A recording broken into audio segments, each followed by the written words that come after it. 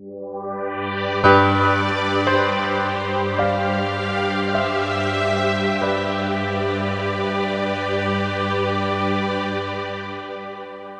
want to introduce Rebecca Liebman. Rebecca, you can read her bio here, so I won't bore you with that. Rebecca's been coming to Venture Forum events for about 4 years. She and I met when she decided to start sassing me at one of those 5-minute pitch events about the lack of women involved and the lack of diversity. So we're trying to apply that from what she said. And then she's also done for a new company over a year ago, did her 1-minute pitch here, talking about her company, her elevator pitch. So she's been involved with the Venture Forum for a number of years. So we're actually very proud of her success and the things she's done. She's recently completed Mass Challenge in Boston and has done a number of other presentation events and has won awards at different places in Washington and others. So she's gotten some initial funding from there. So Rebecca is our presenter, but I'd also like to introduce Phil Sear, who's in the second row. He'll be moderating after Rebecca presents to coordinate questions and to take us through the rest of the event. So with that, I'd like to introduce Rebecca Liebman, CEO and founder of LearnLux.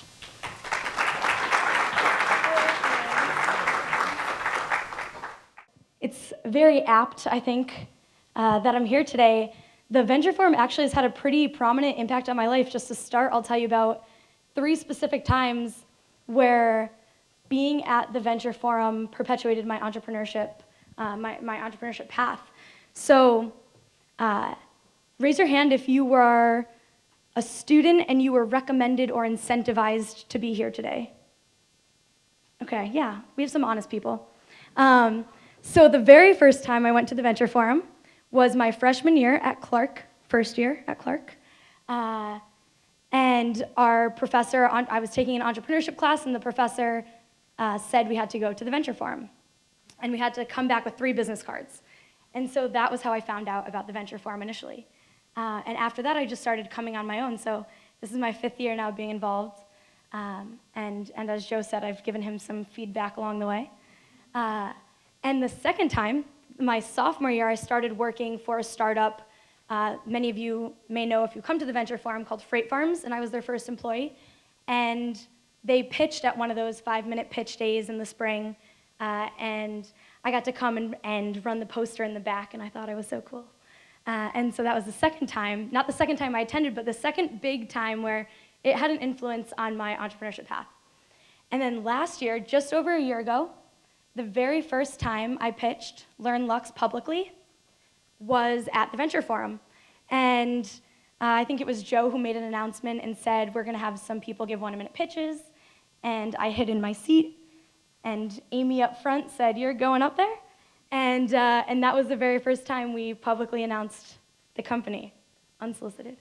And yeah, so it's very exciting being here today and telling you about our journey. Just a little bit about me. So I went to Clark, I studied environmental science. I did some environmental research while I was there, lived in Western Europe, in Luxembourg, Belgium, France, Germany. And then I went to Kenya and got involved in the education system and helped start an education company while I was living in Kenya. And when I came back to the States, I started working for Freight Farms, and I went to Boston with them and raised $5 million and learned a ton and loved it. And started this company last year while I was working at MIT, surrounded by amazing people who are brilliant, but no one understood their personal finances. And so that's what we do. So if I see too many people on their phone, I'm just going to change topic randomly to try and get you off your phone, ideally, unless you're tweeting at us, at LearnLux, that's exciting. Okay, so pretty much what I'm going to do is I'm going to give you our 1-minute pitch. I'm going to walk you through some things I've learned from our pitch competitions just since last year, when the first time I pitched at the Venture Forum. Since then, we've participated in over 10 pitch competitions that we've won. And you're always pitching, right, just to people who you meet. So I'll walk you through some things that I've learned through there. And then at the end, I'll give you our 10-minute pitch, if you want to, if you're not bored. And then we'll go right into Q&A, and I would challenge you to ask me anything. So let's get started. Hi, I'm Rebecca Liebman, and I'm the co-founder of LearnLux. We help millennials learn personal finance skills through online interactive learning tools, and then connect people to financial institutions to take action immediately. I met Jessica Glenny when she was 22, just graduating college and about to start her marketing career in Boston. She was frustrated because she couldn't figure out which type of retirement account to open, and there were no resources to help her. She used LearnLux and our online interactive learning modules to simulate what her options could look like. As she completed each module, she earned money, which she later received when she opened an account with one of our financial partners. Now Jessica is learning the financial skills she needs for life, and our financial partners are opening themselves up to a market they could never reach before. There are 80 million millennials in the United States trying to make financial decisions every day without any resources to help them. And there are hundreds of financial institutions spending millions of dollars trying to get young people to open accounts, and they haven't had success. We solve both of these challenges while making financial literacy a priority. We're LearnLux, and we're investing in you.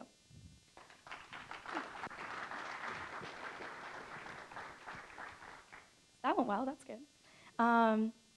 So 1 minute pitches are interesting. So I'll run you through some experiences I've had. And if you have questions along the way, I'd be happy. I'm not really someone to follow rules, so I'd be happy to take questions anytime, really. Amy laughs, she knows, that's why I started a company. So the first thing is that I took away from when I pitched at the Venture Forum is that you just need to do it. I think everyone's initial instinct is that someone else will do it or that you can do it another time, and you can't. You need to do it right now.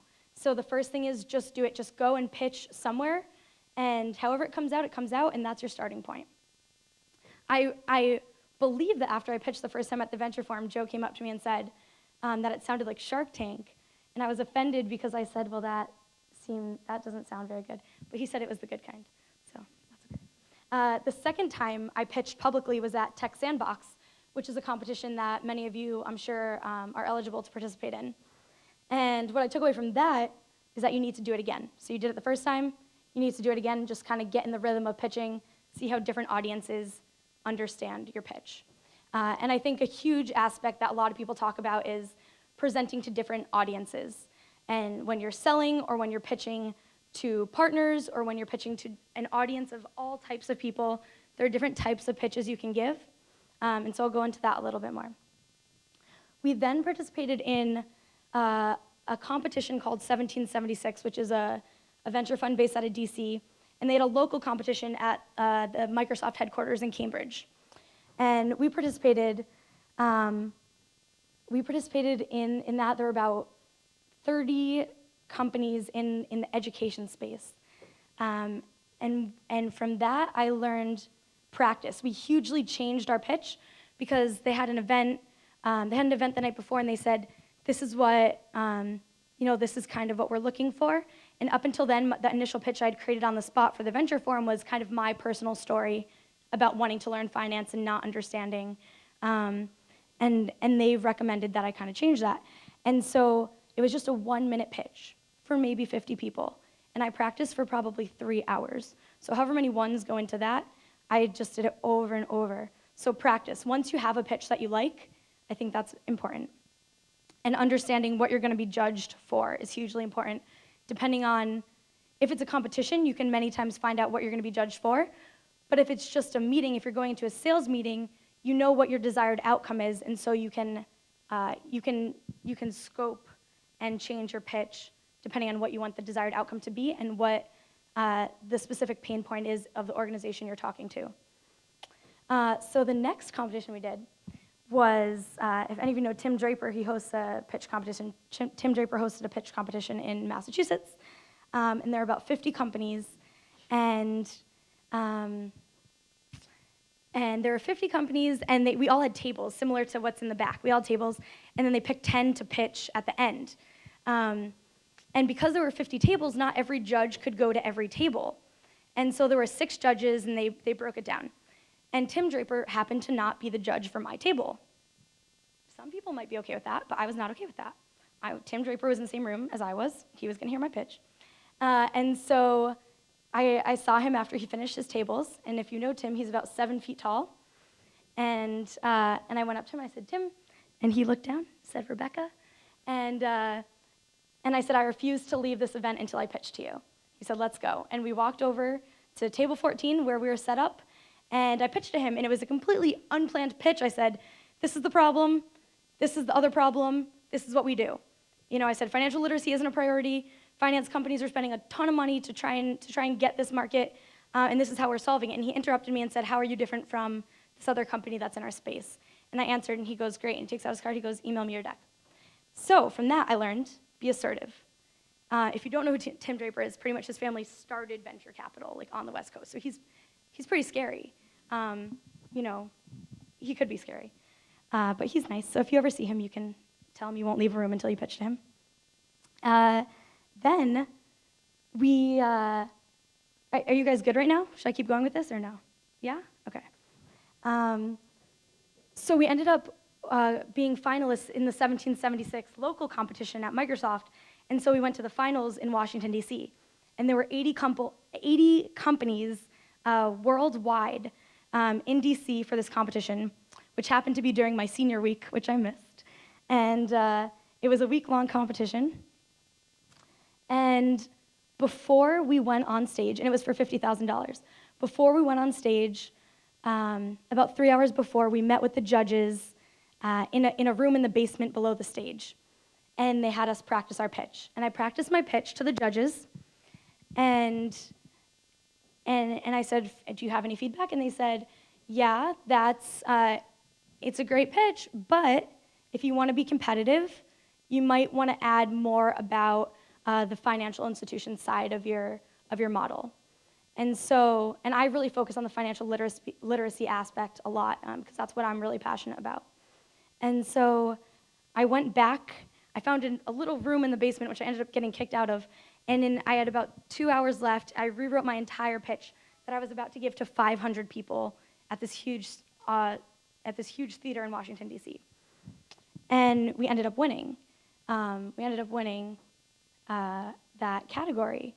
And at the end of the night, we were at an event, and one of the judges came up to me, and he said, do you know why you won? And I said, no. And he said, you're teachable. You're the only company that took our advice and changed your pitch. And so, Amy would have never thought I would be teachable, you know. No, she knows. We joke. Yeah, so, and that goes with understanding your audience. If there are judges in the room, if there are people, and it's not even judges, it's whoever is making a decision, and they want something, you give them what they want. You know, to the extent that it's representing you correctly, but you can always, there's different ways to frame your company. So that was incredibly exciting, and I think, you know, and they're an investment group, and people want to work with people who they can kind of help. So the next competition we did was when we applied for Mass Challenge.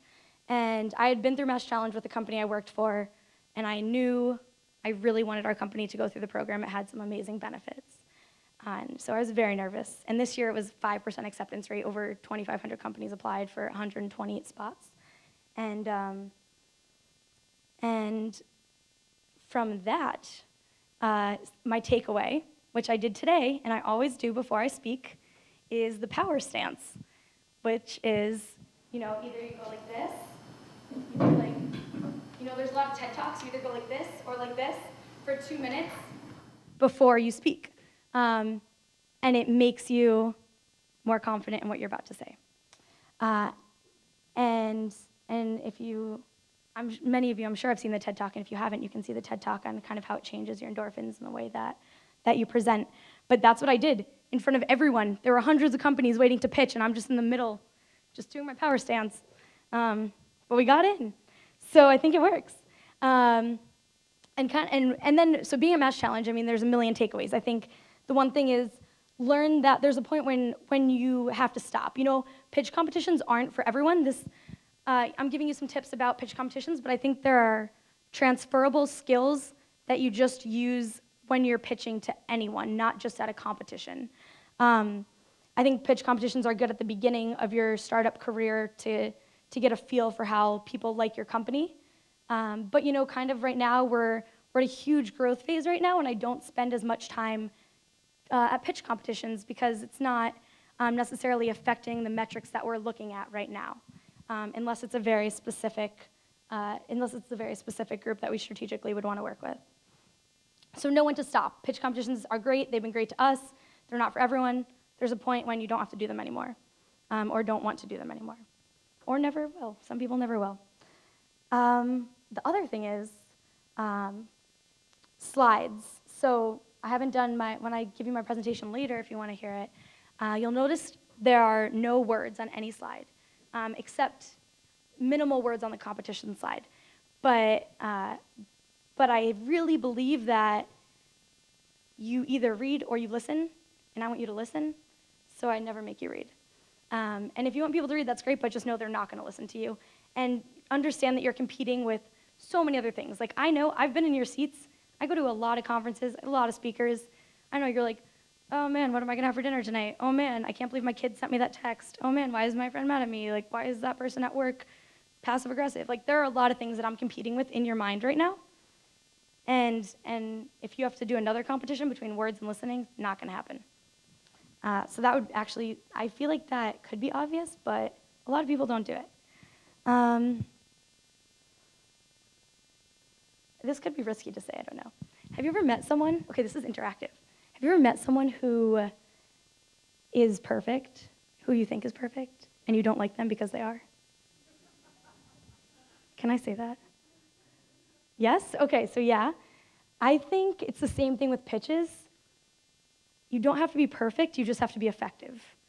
I don't think anyone likes perfection. I don't think it's not human to be perfect, and I think people are attracted to the qualities that make someone imperfect. And so while there's kind of this line between what's effective and what's perfect, but they're definitely not equivalent, and ultimately you want to be effective, and that's going to be different depending on your audience. What goes with that, and Rosemary had kind of given me an outline. She's been amazing helping me. I would give her a round of applause. She emails me I emailed her at 11:30 at night last night, being like, asking a question, and she responded right away, so amazing. She kind of gave me an outline that I could use as a guideline, but because I don't like rules, I didn't follow it at all. Like, this was not part of it. So, so she's just waiting for something to happen. But I think I want to give you information, hopefully tonight, that you can't find online, or value that's provided that you wouldn't just Google. And so I could give you a 3 or 5 minute pitch, which was kind of on the agenda, but to be honest, I don't think there's many times when you're going to have to give a 3 or 5 minute pitch, unless it's for a very specific pitch competition, in which case there are numerous resources online. Techstars has some amazing resources for what to include if you're giving a 3 or 5 minute pitch. So I could walk you through that, but I really think that there's value in other places that you could find that. So use your resources and test your pitch, but also don't ever think that you're the first person doing this. You're not the first person giving a 1 minute pitch. You're not the first person giving a 10-minute pitch. There's other people who have done this, and usually they blog about it. And so you can kind of get some good insight about what to do. And then, one other thing. Let's see. I don't want to, I'll just do one last one, I think. So, also in DC, when we were in Washington, DC for the finals, we had the chance to do, there was an audience favorite 1 minute pitch. And most people, you had, before that, you had to do a 3 or 4 minute pitch. Most people tried to condense their 3 or 4 minute pitch into 1 minute. And I would recommend not doing that. I know I talk very quickly, but I didn't think that would go over well. And so I decided to try this crazy thing during my 1 minute pitch in front of 500 people, many of them who were like, I didn't even know how important they were. And I did this interactive pitch where I had people do an action, and I taught them about how behavior change was difficult and how it's so hard to change your personal finance behaviors. And we ended up winning that out of 80 companies, the audience favorite. And so I would say take chances. Like, I think Right. I'm not going by any rule book right now. I'm just looking by how many of you are on your phone. It looks good right now.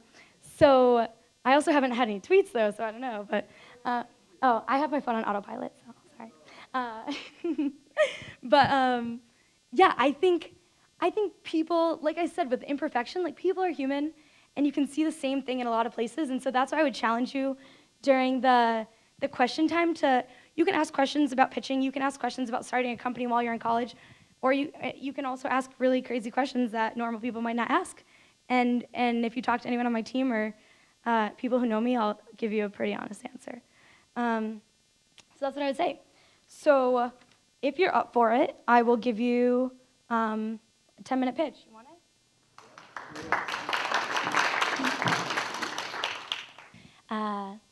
So hopefully this gives you a little bit more detail into what you initially heard in our 1-minute pitch. So hi, I'm Rebecca. I'm the co-founder of LearnLux. We help millennials learn personal finance skills through online interactive learning tools and then connect people to financial institutions to take action immediately.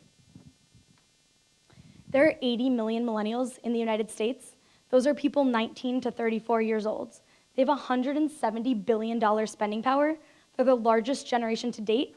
They have the most potential for wealth transfer, the most student debt, and yet trust the market the least. You may know someone like this. Right now, financial literacy isn't a priority in the education system at any level. There are resources online, but they're too wordy and dense, and so people get frustrated and don't use them. And because of that, many young people miss out on their prime investment period in their 20s and 30s. At the same time, there are huge financial institutions spending millions of dollars trying to get millennials to open accounts, and they haven't had success. And we fill both of those gaps. Think back to 1985. If you had your first job in 1985, there were maybe 5 products that you had. Maybe a checking account, savings account, possibly a pension, maybe a bond. You applied for a credit card at a department store like Sears, paid it off, applied at another department store or at a gas station, paid it off, before you could apply for a real credit card. Today, you can't even walk through college campus orientation without being inundated by dozens of credit card companies. The financial marketplace is so different than it was just 30 years ago. There's also products that have been created specifically for young people. A Roth IRA, a pretty new product created to incentivize young people to save for retirement earlier, but young people don't know about it because there's too many products in the space and they don't know where to start. And that's where we come in. We created a personal finance education hub to educate people on all of the major decisions in life through interactive, simulative experiences. We teach about insurance, brokerage, wealth management, banking, credit, and student debt. So if you're in your 20s and you have your first job, you might say, well, our society values getting a job so much, but it doesn't value teaching you what to do once you have a job. So how do you pay off your student debt while building credit while opting into your retirement account that's offered to you? And that's what we walk you through. Financial institutions spent $7 billion on digital advertising this year alone. Most of that money is being spent on SEO, search engine optimization, expecting that people will Google a term like Roth IRA or whole life insurance, when in reality, someone who's 25 is not going to Google those words to start with. That's why we reach people where they are. We have co-marketing partners that are universities, employers, and strategic media outlets. They already have networks and communities of over 10,000 millennials. We distribute through them and we can get tens of thousands of users all at once opting in. Just even more specifically, universities are really interested because they want to teach their students about their investment in education. And how do you pay off student debt while trying to build credit and keep getting declined from Discover? And we work with employers. Employers have a huge pain point where they need their employees to opt into their 401k to meet ADP ratings. Right now, 40% of employees under the age of 35 are opting out of their 401k, either because they don't know what they're signing up for or because they don't think they can contribute while also keeping their lifestyle. And so we distribute through employers to educate their employees on that pain point. And then we have strategic media outlets like the campus, Her Campus and the Skim and the Odyssey, and media outlets that get millions of millennial eyes daily. We work with financial institutions that understand how difficult it is to connect with the millennial generation. So that's insurance, brokerage, wealth management, banks, credit, and student debt. And they pay to be on our site so that people can interact and simulate what it would be like to have products with them. So we built our revenue stream right into the education so that our metric can be around education instead of just conversions. There are other companies that have attempted to do financial literacy. And even with these companies, our team saw a gaping hole in the space. And so we really created our values and ultimately our 4 differentiators around what we wish existed. So we're financial education, not advising or planning. People don't trust financial planners right now and don't believe they're a true fiduciary. So we're all about empowering people to make a decision out of education. We teach personal finance in a way that anyone can understand, comparing it to products that someone already has a grasp of, specifically things that millennials are very conscious of. We're free for our user always, which makes us the most accessible way to learn personal finance. So for me personally, I wanted to use the site when I first started to learn personal finance. It cost $300 to sign up. And I thought, I'm in my 20s, there's no way I'm gonna pay $300 for something that I don't care that much about. We have a few assumptions. We assume that people don't wanna learn personal finance and that they're not gonna go looking for it. And so we've really created these values and very interactive products to deter those. And lastly, we connect our users to a financial institution so they can take action immediately. And that comes from 2 years of research I did at Clark with Professor Jeffrey Arnett on millennials and their financial behaviors. And we looked at when people make financial decisions, and we would ask, if Mary invests $5,000 when she's 20, and Bill invests $10,000 when he's 30, who will have more money at 55 years old? And most people answer correctly, and they'll say Mary, and most people can justify it correctly and say because she invested earlier. But then the next question we ask people is, what type of retirement account do you have?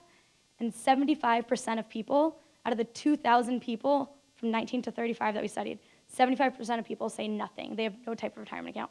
So there's some basic understanding, but there's a lack of action around that.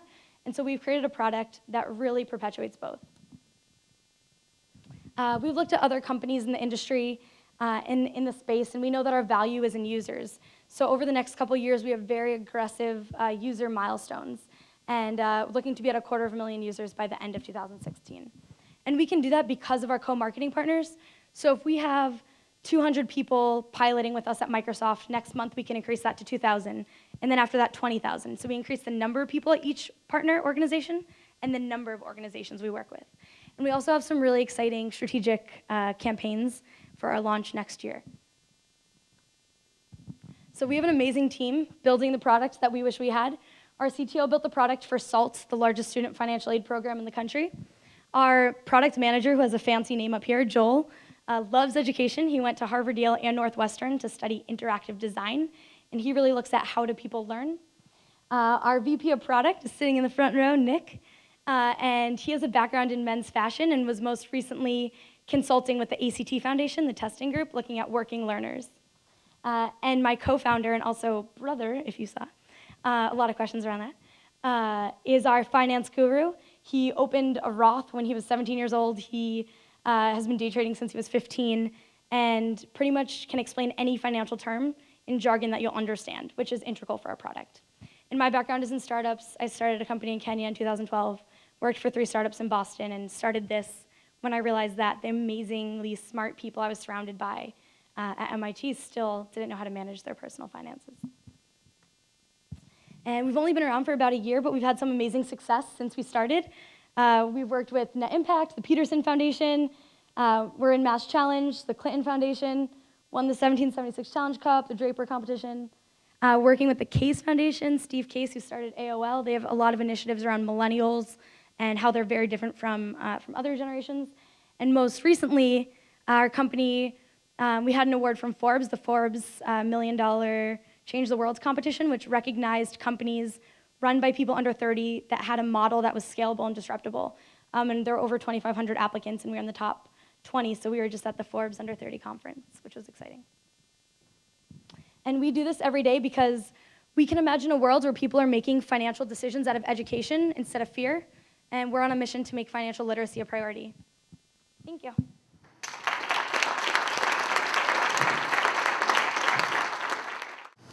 we can jump into Q&A. And I just wanted to say maybe because you just saw a pitch, you might be used to asking questions about the business, but I think for the purpose of this presentation, we want more questions directed at how to present, but I'm open to either. And I can say no, but I probably won't. It is a little bit about your business, but I think it's general. You validated a new space, right? That's why somebody said you were disruptive, because there isn't already somebody there. But still, it isn't that hard for someone to duplicate your model, and that's a difficult place to be, first in line. So how can you adjust that in your pitch to defend against that? That's a business question for sure. So let's start off with that. But it's a question that is hugely relevant and asked a lot. And I would say, yeah, it's one of those things. We actually do have some technologies within we build educational software. Ultimately, we're a fintech company. We build educational software within our software that are proprietary, that are ours. We have different programs, specifically a learn-to-earn program, where the more you learn, the more money you earn when you open an account, and kind of the way we've built algorithms on the back end.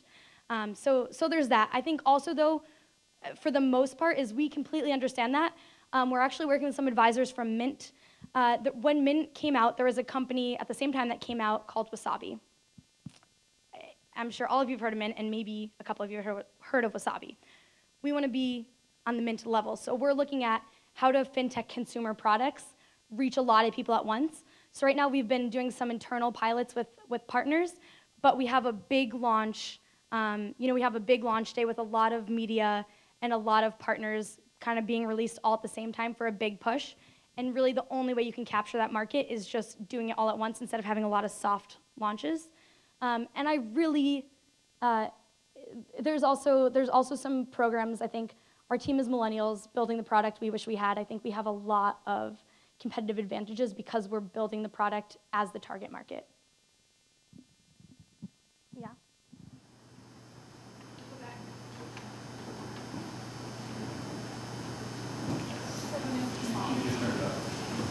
Would you comment on appearance? I know sometimes when people pitch, they wear T-shirts or branding, etc. Would you comment on appearance and its role in this? Sure. Yeah, that's a great question. I would say this is not the best outfit to wear. I actually have a dress in my bag, but I did not have time to change because right before this, we had a bunch of stuff a bunch of calls from New York happening, all good stuff. We got into a program in New York, so we were kind of going crazy around that. But appearance, yes. I think, and when we were getting out of the car, I said to Nick, our product guy, I said, should I change into my dress? We don't have that much time. And he said, just wear whatever you're comfortable in. And I think that is what it is, whatever you're comfortable in. I'm not that tall, if you can't tell, but I don't wear heels because I would not be comfortable on the stage. So I think there are a lot of different options, and especially if you're in startups, I don't want to call you out, but if you were pitching, I'd be like, you don't work at a startup. Like, he has a blazer on. Like, I'm just surrounded by startup people all day, and if you have a blazer, a lot of people do like the jeans, their company shirt with the logo, and then the blazer, maybe for to pretend they're dressed up for an investor. But I think it can be whatever, but I think the most important thing is that you're comfortable. And really within startups, I think there's a lot of openness. Like at Mass Challenge, we're pitching constantly. We always have people going through the office. And there are days when I dress up because it does make me feel more comfortable. But I'm just so comfortable with you guys. Just gonna wear this. Is that good enough? Yeah? Is it, okay, working now. Can you go back to the slide that had your, the Clinton Global Initiative on it? Go second, yeah, that one. So typically when student entrepreneurs come in to see me, and sometimes I call them street entrepreneurs, but they're from the public because I work at the university. So people that come in off the street, they have ideas and they're looking for funding, and they have a prototype or what have you. And they're at that point where they've run out of money or what have you. And they always ask, what kind of grants can I get? And my background, I've got many, many years of grant writing and getting grants and helping people get grants. So I look at this and I say, all right, one great way to get funding when you're at the end of the rope, enter competitions, which you talked about. go to foundations. So if you go to the Clinton Global Initiative, they do work with individuals. My question for you is, did you apply for a grant to put this globally? Or how, just what was your relationship with that particular Yep. foundation? Thank you. So specifically with the Clinton Foundation, so we have not applied for any grants. We're a for-profit company with a social mission. There are a lot of grants in our space that we just cannot apply for because of our status as a company. So none of these are grants. And it sometimes limits what you can do with a partner, but it doesn't limit what you do. It just limits that you can't have a grant. And some groups do give grants to for-profits. With the Clinton Global Initiative specifically, I was part of the Clinton Global Initiative University for all 4 years. So if you're familiar with that program, it's the Clinton Foundation, and they have a specific facet for students who can apply if they have a social enterprise or a nonprofit. And actually, all of my participation with them started with environmental initiatives, and because I became so close to them over 4 years, we worked with them on an initiative called Up to Us, which Nick and I both participated in last year. And Up to Us is an initiative that they partnered with some other groups to teach young people about national debt, and so it was kind of a strategic fit with what we were doing at the time. So that was our relationship with them. But there's so many, I mean, they focus a lot on healthcare and not specifically education, but that was our relationship with them. Yeah. Thank you. So I'm an entrepreneur myself. I'm sorry, I'm sick. I have can a tell little by your cold. clothes, yeah, that's good. I actually just was at a trade show in Miami and just got into town last night, so sorry, I wasn't prepared. But I see that your app and what your company stands for is for millennials, so it's for people just like me. Now, as I look around in this room, there's a lot of people not like us in here, and that's perfectly fine. Yeah. Now, my struggle as an entrepreneur is finding this group, this room of people, and showing them the need that our people need, that our group of people need, that entrepreneurs. How do you deal with that challenge? There's a lot of, we can stay with the contemporary, with the traditional, what's been around since their parents have been around, or how do we show them the future and that we are the future? Yeah, that's actually a great question. And someone just reached out to me asking for topics for a conference that I was at last year. And one of the topics I gave them was to have a panel called How to Invest in People Who Don't Look Like Me. Because that's a thing for sure. As a 5-foot-tall female, I can tell you, in fintech. So the first thing I would say, for us specifically, I'm just gonna switch back here. For us specifically, if you saw my third slide is the history lesson of finance. In 1985, this is what was available, and now this is what was available. That was because we have an amazing mentor, power woman, who said, I know she's an investor. She's a huge investor in Boston. She goes, I know everyone who you pitch to. They're not your age. They don't know why people need this right now. It's a very different time 30 years ago. And she said, you need to have a slide that conveys that. And so if there's a way for you to incorporate a story or something that says, why is this different now? That's great. The other thing is, there's some initial challenges. Chris Sacca actually just tweeted and wrote an article about this, and Chris Sacca was saying that he invested in a I'm sure if you read the media, there's a lot of stuff going on about like females in startups and investing and stuff like that. And Chris Sacca was talking about this woman founder that he invested in, and it was a hairdressing company or something. And he went home and he told his wife about it, and he was asking his wife some questions, and he asked her, how much does a haircut cost for a woman? And she told him, and he goes, no way. And he said he went back and invested double. And because people who are investing don't know every industry. And some of them won't invest in industries they don't know, but that is hugely limiting. And so I think, you have to do whatever you can do to tell people why this is important right now and why this is different from maybe when they were going through the same thing. There is a point, it has to be a change in the ecosystem also, right? Like, it can't all just be us telling people. I think millennials get a lot of shit right now, if I can say that. Like, a lot of people don't like millennials, but no one ever likes the young kids who are rebelling, so it happens over and over. Yeah. One more?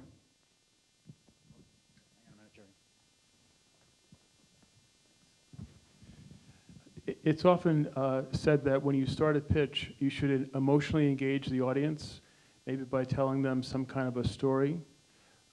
You started your pitch more with the typical financials and the market size, et cetera. So what do you find works better, emotion or facts?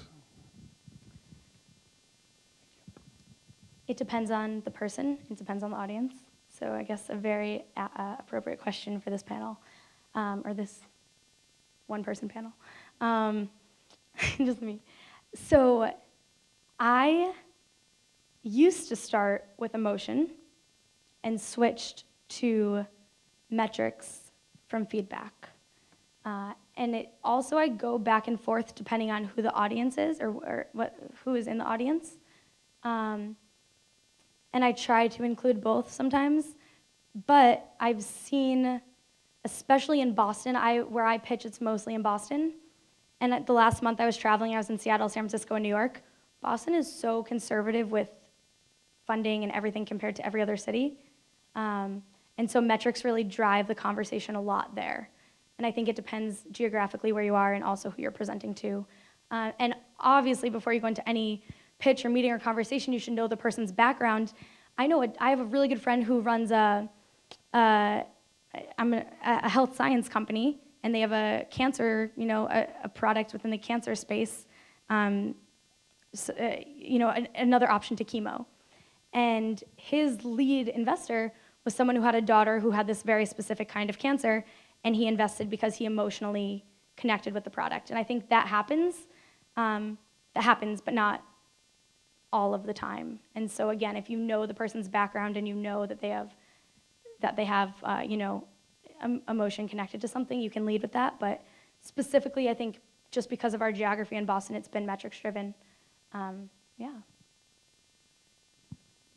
Rebecca, thank you very much. Can we have a round of applause for Rebecca?